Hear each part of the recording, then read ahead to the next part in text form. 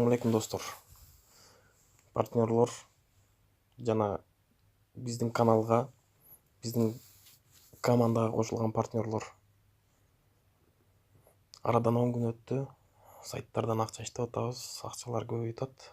Ошону дагы бир выводты жаңы кошулган партнерлорго бир көрсөтө кетейин деп видео тартып аттым эле. Арадан 10 күн өттү. Мен акыркы выводду 18 январда кылгам. Глобустан биринчи очередь Глобустан баштап берейин.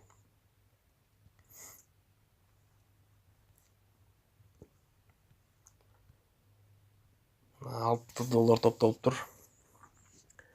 Ошону биз кандай кылабыз? Энди сохранить этилген. Силер если жаңы кирген болсоңор, WebMoney кошелегиңарды Globustун полный версиясына кирип, сохранить этип коесуңар.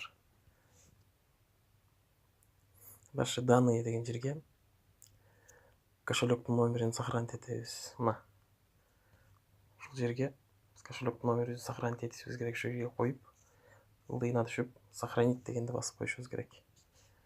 Ошондо биз кийин акчаны чыгарганда бул жака кирип отурбай, Globus'ка кирип, WebMoney'ни басканда бул жака кошелек автоматически турат. Бул жака сумманы жазабыз. $6. Окейди басабыз. Бул платеж в обработке. Счётты текшеребиз. Мына 5 цент калды. Историяга кирсек, эң ылдыйында мына обработка деп турат $6. Андан мурун $4, $4, $3, $1,5, $17 чыгаргам. Эми акчанын келишин күтөбүз. Анын арасында убакыттан пайдаланып мен силерге Яндекс кошелек тууралуу айтып берейин. Яндекс кошелек эгерде силердин тууганыңар, таанышыңар болсо Россияда, ошолорду сурасаңар болот. Силерге ачып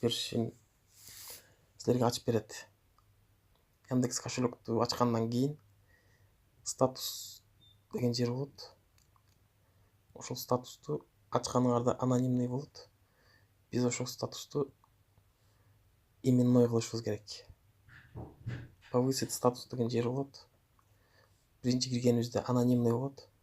Анонимныйда акчаны чыгарып, акчаны которуп, покупка кыла албайбыз. А именнойдо акчаны банковский картага чыгарсак болот. Сайттан бирдеме сатып алсак болот. Иштесек болот да, в общем. Именной болгондон кийин уже 60 миңге чейин можно хранить в кошельке, можно отправить за один раз дейт. Можно снять с банкомата за один раз дейт. Платежи по всему миру дейт.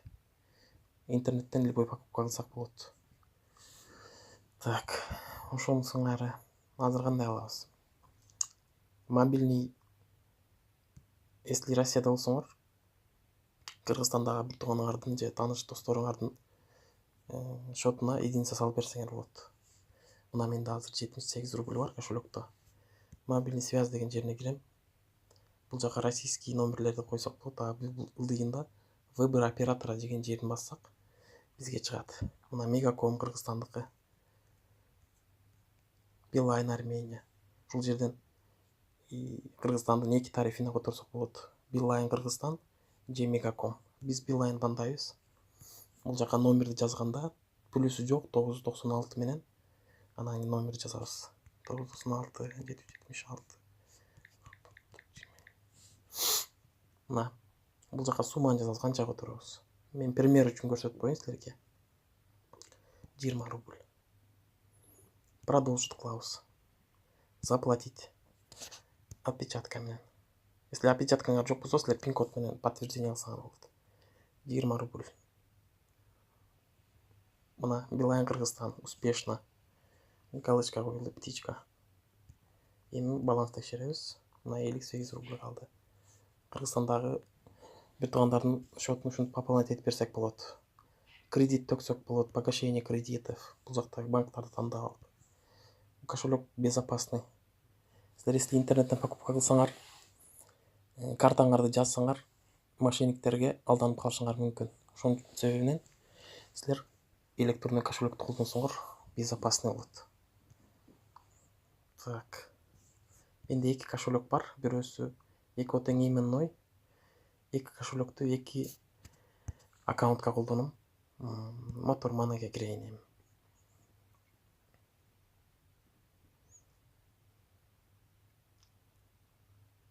Мотор Money менен Fruity Money'дин администратору бир. Сайтты биринчи Мотор Money чыккан, кийинчерээк Fruity Money чыккан.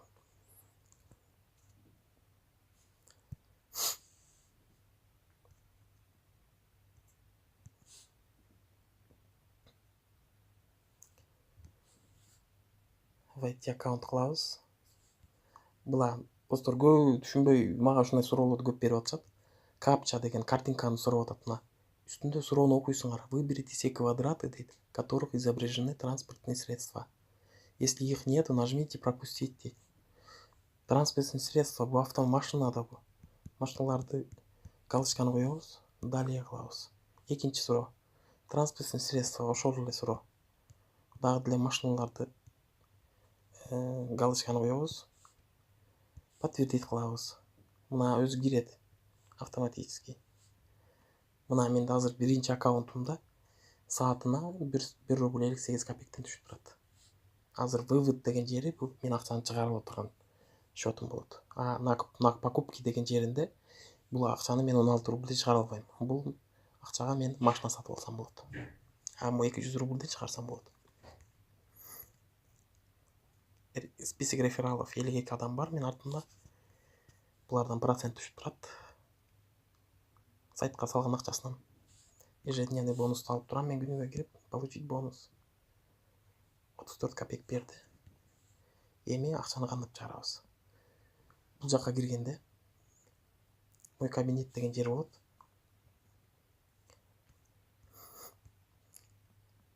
Настройка аккаунта. Бул жака сүрөт койсоңор болот. Бул жака кошелекторду коебуз. PR кошелек, Яндекс деньги, Kiwi кошелек.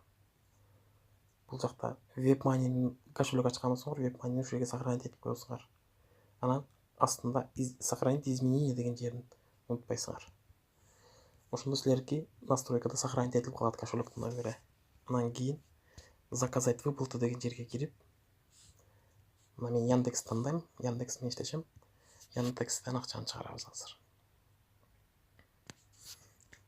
Так. 200 рубль.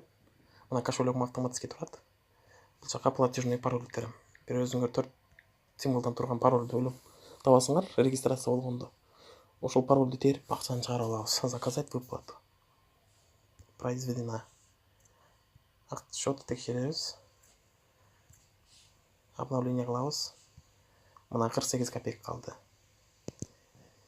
Эми бул жактан чыгабыз. Менде 2 аккаунт бар.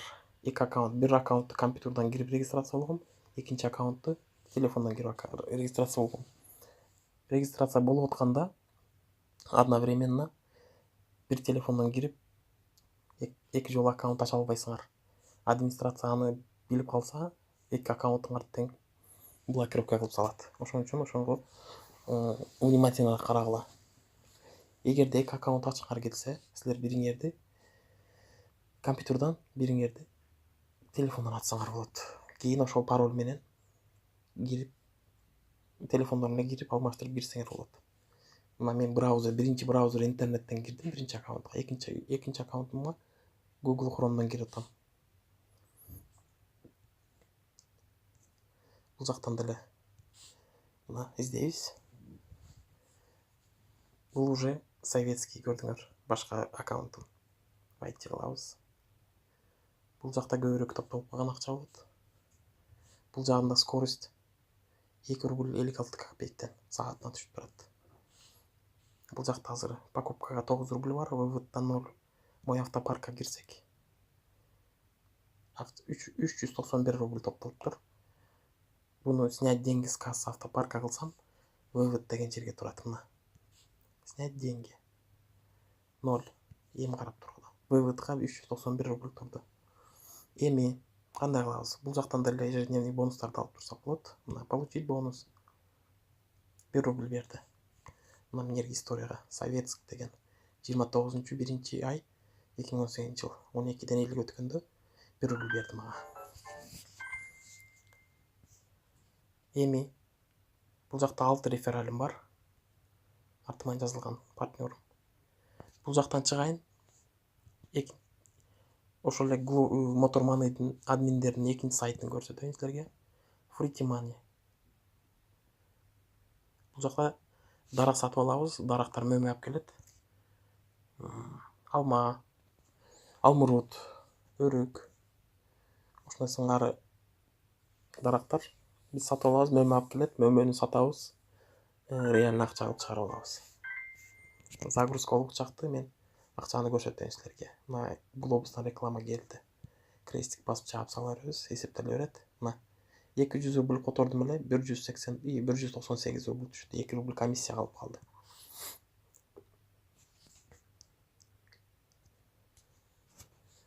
Мынакей достор, акча арадан 5 мүнөт өттү, акча келди сразу. Эми кандай кылабыз? Fruity Money'ге киребиз азыр. Fruity Money'ден да акчаны чыгарабыз.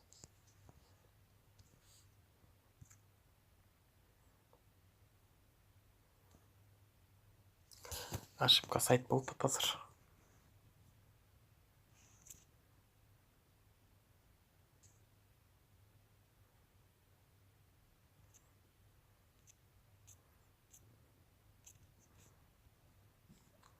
Так, баштан жазабыз анда. Так.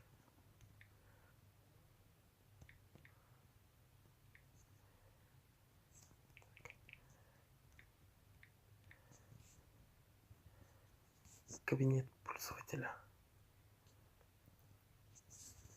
Fruity Money.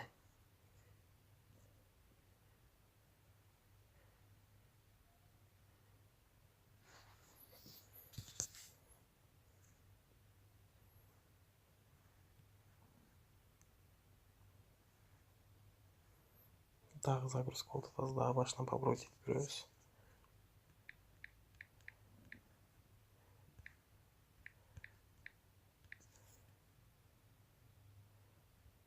Money. Окей. Интернет жакшы иштебей атат азыр. Бизде кичине скорость слабый коюп.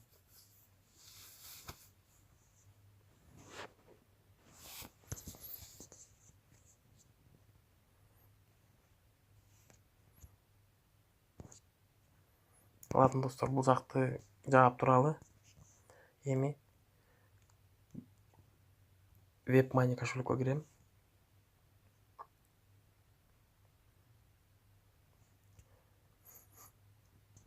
WebMoney кошелектө азыр менде 223 рубль бар. Рублевой кошелегимде. Жаңы которгон акчабыз келелик. Пока что.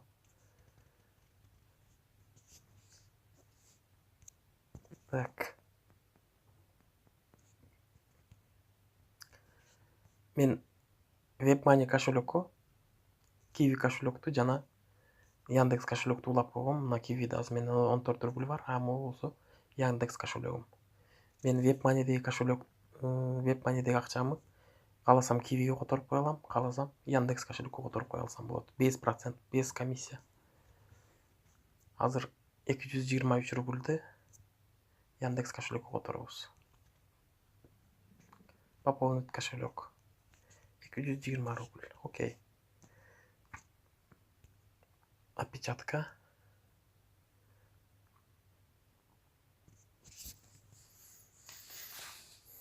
Произошла ошибка при выполнении команды. Пополнение карты Яндекс РФ. Код ошибка номер 1 дейт.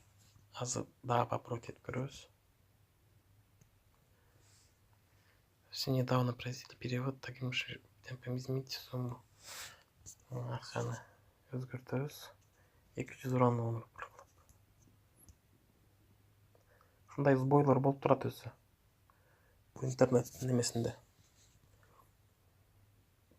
Мына менде историяда турат. 265 рубль. Мына 214 рубль. 4 рубль комиссия алды, то есть. Эми кошелек текшеребиз. Кошелекте 7 рубль калды. Бул жактан чыгабыз. Яндекске киребиз. То есть кирбеге кирип кеттим. Яндекс. Күтөбүз акчаны. Мына 466 рубль болду. Бул жакта 210 рубль. Пришли деньги деп турат. Эми бул жактан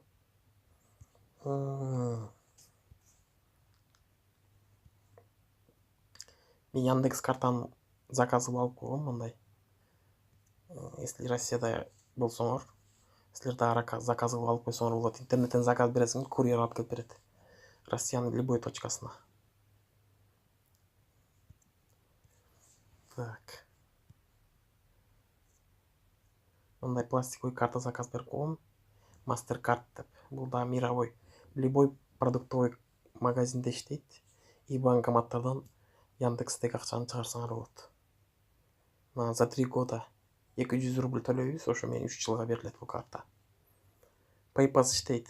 Картаны салып пин-код тербейли. Картанын банкоматтын эмеси, продуктовый аппараттын эмесине тийгизип, расчет кылсак, безналичный расчет кылсак болот. Ошол достор. Азыр эми кандай кылабыз? Мына глобустан акча келди. Карап туруңуз достор. 6 доллар. Доллар кошелёккө 6 доллар келди. Буну биз рубльга алмаштырабыз эми, карап туруңуз. Отдам. Бул жакта деле валюта менен алмаштырганда кичине комиссия алат. 5 рубль 90. Так. 95 кылайын. Ошондо мага получу дейт. Отдам 5.95. Так, мына жерде точкасы болуш керек. 5.95, получу 327 рубль болот экен. Окей.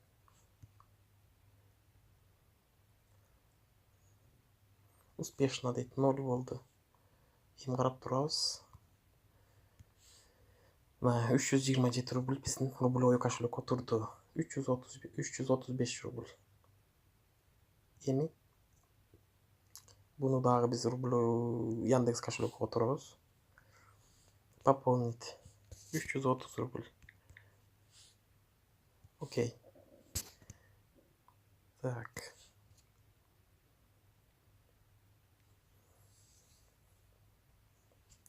Так, туура эмес болуптур азыр. Азыраак 320 рубль кылайлы. Окей.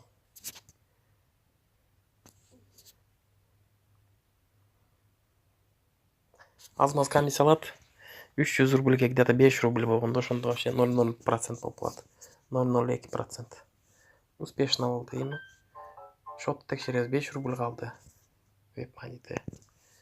Мына Яндекске келди, 320 рубль келди бизге. Көрүп атасыңар достор. Эми Яндекс кошелёкко киребиз дагы. Яндекс кошелёк менен көп иштеп аткарсак болот. Мына 786 рубль биздин счетто турат азыр. Эми кандай кылабыз? Бул акчаны биз берки кошелёкко которобуз. Бул кошелёкту скопировать этип алабыз. Перевод кылабыз. Перевод денег. Канча эле? 786 рубль. Перевод денег.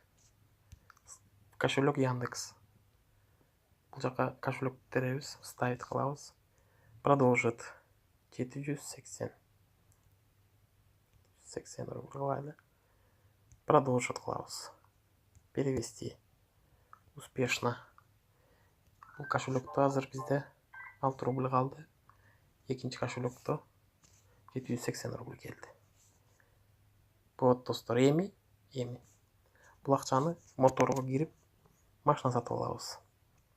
Мына мотор маны. Fruity Money пока иштебей атат экен.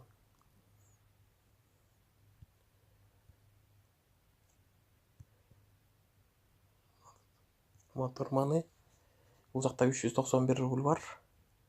Ошондо биз 1000 рубльдик машина сатып алыш үчүн моy автопаркка киребиз. Менде азыр 2 көрүп атасыңар астында 2.5602. Ушул менин скоростум. Азыр мен 1000 сомдук машина сатып алам. Ошолум 3 рубльге жетет. 3 рубльге жетпесе деле 2.98, 2.96 болот. Аны үчүн биз 390 рубльди бул жака которобуз, обмен кылабыз. Обмен баланс. Бул жака жазабыз 390 рубль. 390. Произвести средства обмен. Окей. Эми карап тургула. На покупке 400 рублей. Автопаркка кирип, машинаны тандайбыз. BMW 530-айды сатып алыш үчүн бизге 1000 рубль керек. Биз кандай кылабыз? Эми менюга киребиз. 400 рубльге бизге дагы 600 рубль жетпей атат. Пополнить баланс кылабыз. Яндекстен сурайбыз. Бул жака 600 рубль жазабыз.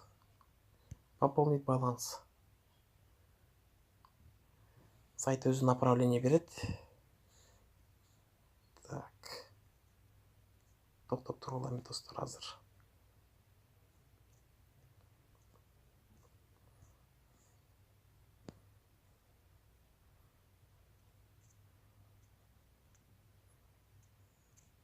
Ушул жерде кичине туура эмес кылыптын, азыр көрсөтөм. Азыр мен башка кошелектон сурап алыптырмын. Биз бул жакты жерин тетип, кайра кошелекке киребиз.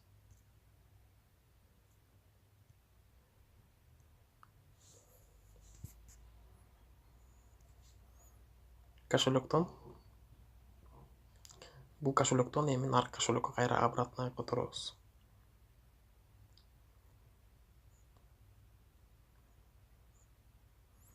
Алты рубль бар бул кошелекте.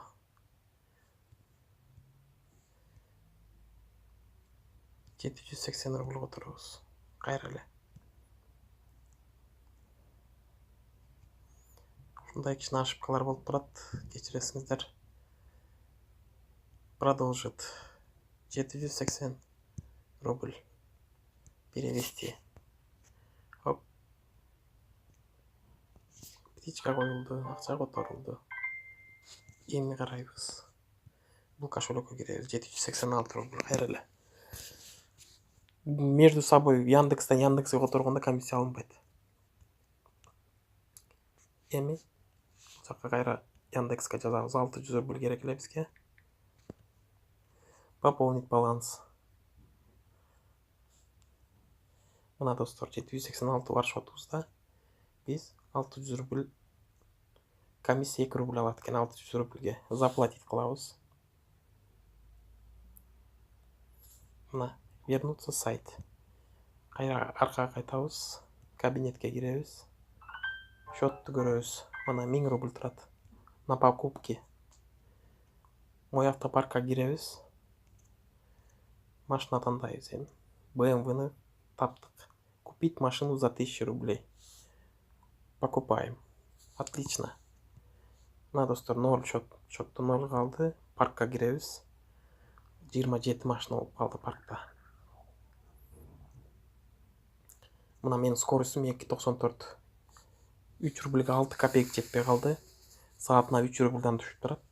Ошондо 24 саатка көбөйтсөк, суткасына 24 саат бар. Бир суткада менде 3 рубльга грубо эсептегенде 72 рубль ушул аккаунтуман эле өзүнөн түшүп турат экен.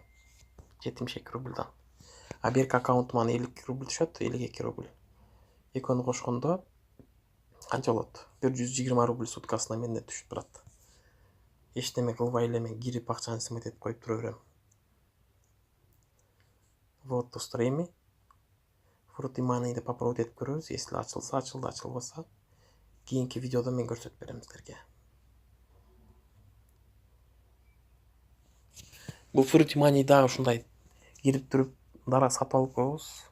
Дарак мөмө алып келип турат. Мөмөнү сатып, акчасын чыгарып ала беребиз. Мен башка видеолорумду көрсөтүп бергем. Бунусунда акча чыгарып көрсөтөм дедим эле. Азыр сайт кичине сбой болуп атат. Кийинки видеодо көрсөтүп берем достор. Ошол видео жаккан болсо классты басып, видео менен бөлүшүп коюңуздар, каналга жазылгыла. Жаңы видеолорду өткөрүп жибербеш үчүн. Ошол. Көрүшкөнчө, давайте. Жакшы тургула.